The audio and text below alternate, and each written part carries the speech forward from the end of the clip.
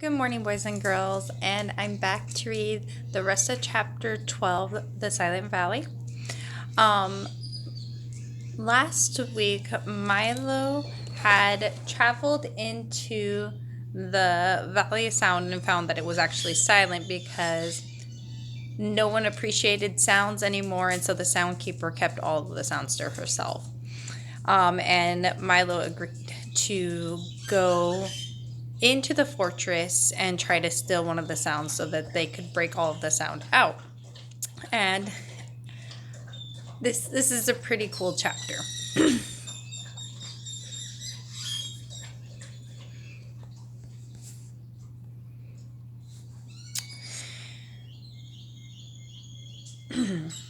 What can I do? Wrote Milo.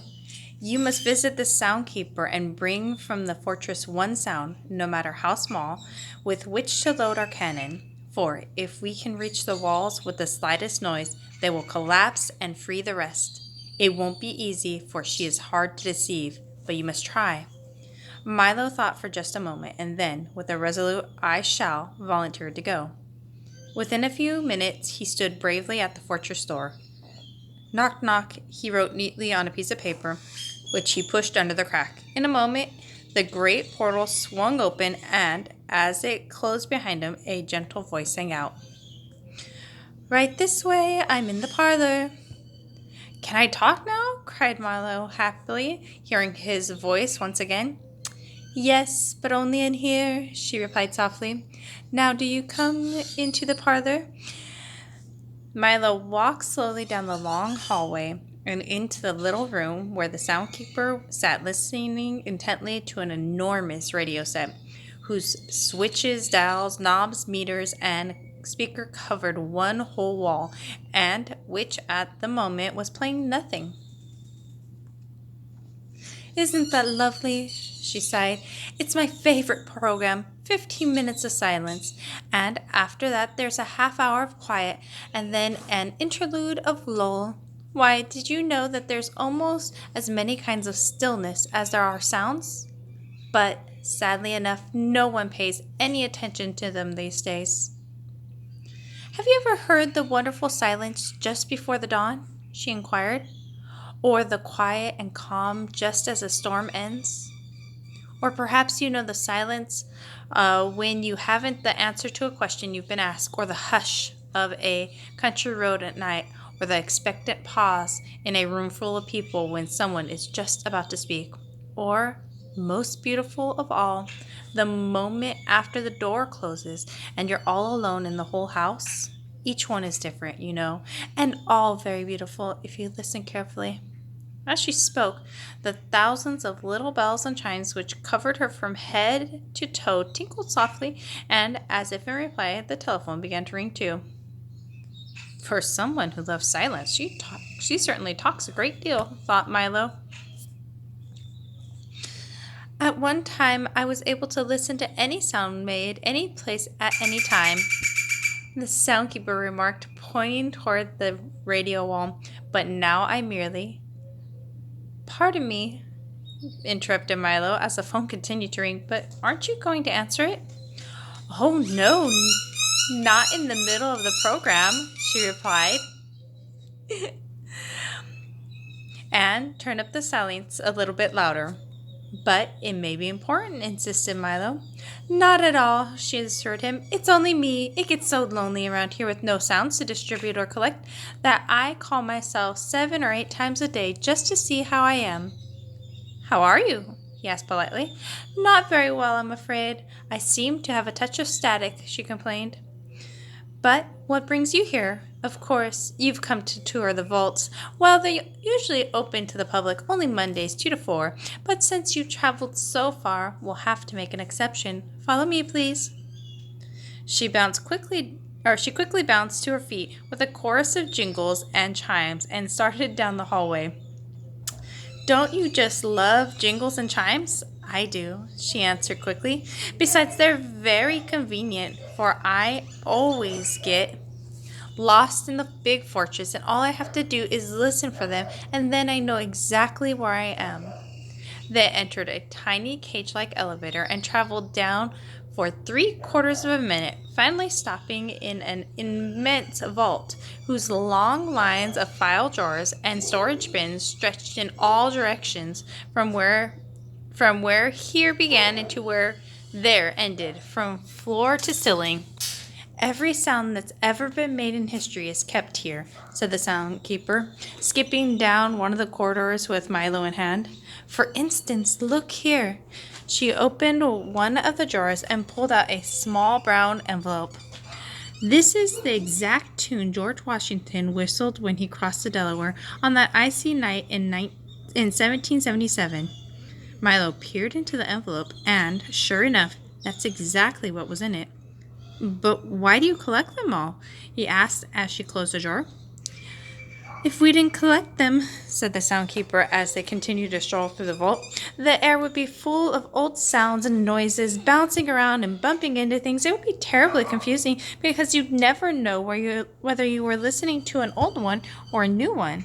Besides, I do like to collect things, and there are more sounds than almost anything else. Why, I have everything here from the buzz of a mosquito 1,000,000 years ago to what your mother said to you this morning. And if you come back here in 2 days, I will tell you what she said tomorrow. It's really very simple. Let me show you. Say a word, any word. Hello, said Milo, for that was all he could think of.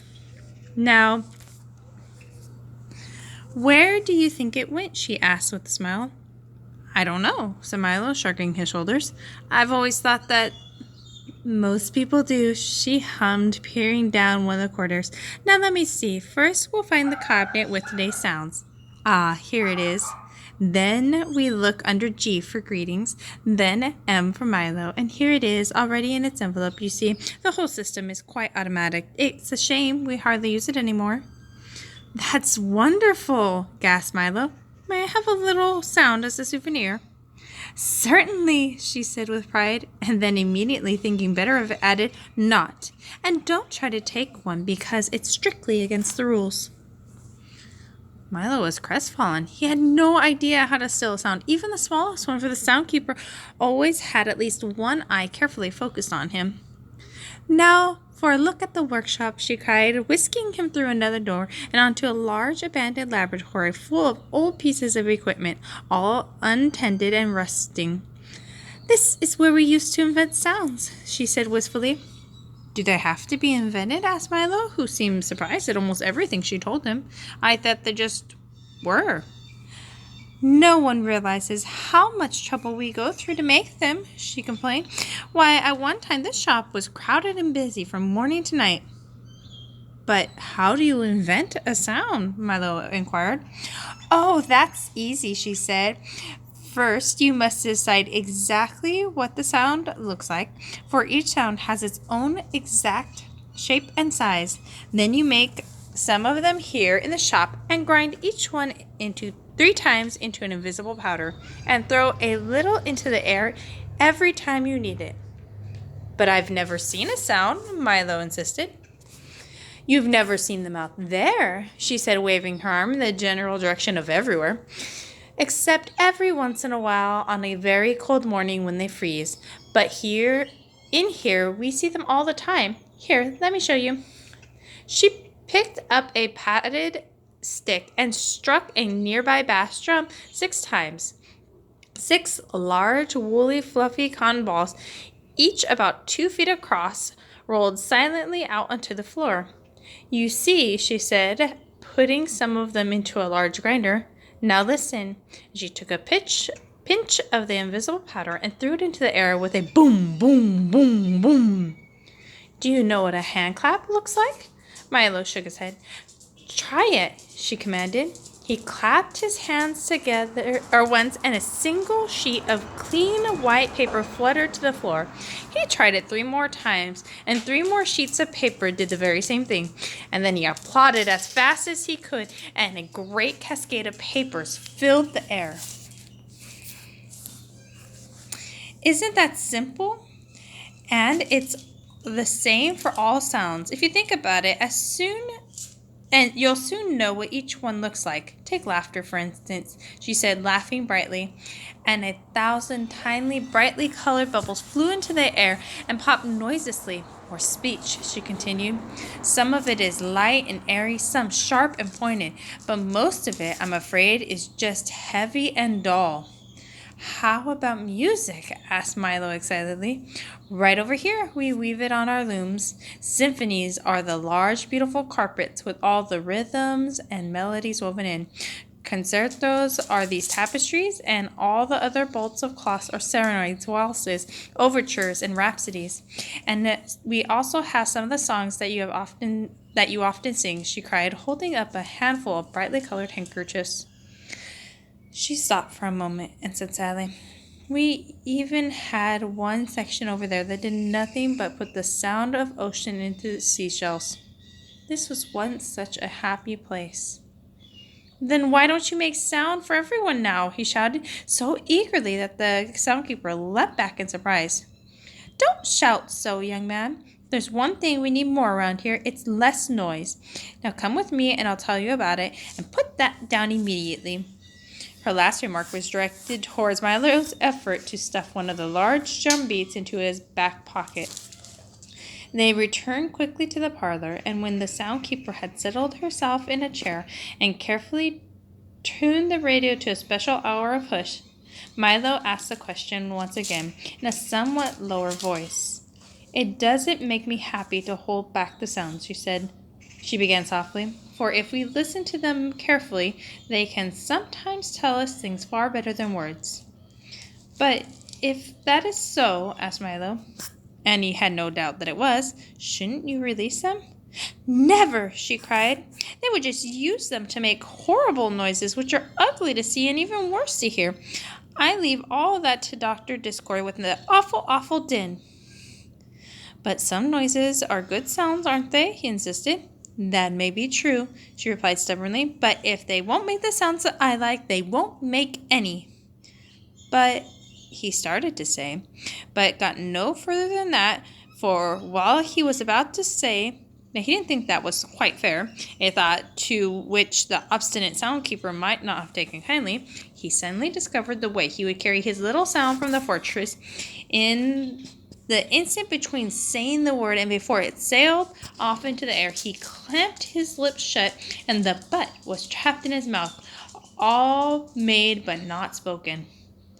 Well, I mustn't keep you all day, she said impatiently. Now turn your pockets out so I can see that you didn't steal anything, and you can be on your way. When he was satisfied, the soundkeeper, he nodded his farewell, for it would have been the most impractical to say thank you or good afternoon, and raced out the door.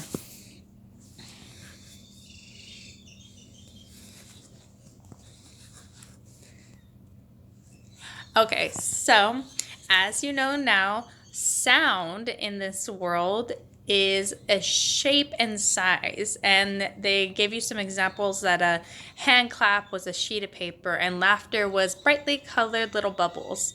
So today's activity is to go out the way I'm doing right now and take a moment and listen.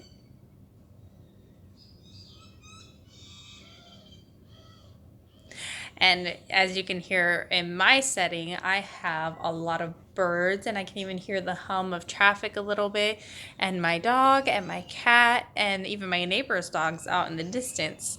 And I want you to imagine, what do these sounds look like?